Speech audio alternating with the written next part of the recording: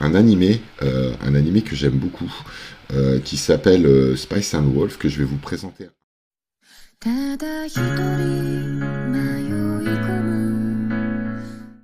Donc Spice and Wolf, c'est une adaptation d'un Ellen, donc d'un light novel, qui évoque une transition entre des mondes.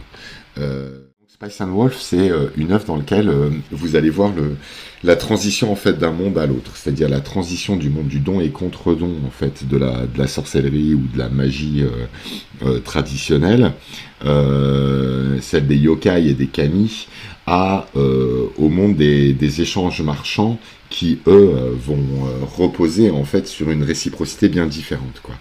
Et donc les différentes étapes, on retrouve le contrat, on retrouve le lien avec les saisons, un certain nombre de rituels et la présence de cette divinité dans un rapport en fait de gratification-sanction. C'est ça qui me paraissait intéressant. Il y a et on va essayer d'expliquer en fait comment il va y avoir un certain nombre de survivances du monde ancien dans le monde nouveau et comment en fait le don et contre-don se glissent tranquillement vers le paradigme monétaire, quoi. Donc deux créances étaient déjà présents dans les relations dites magiques en fait, quoi.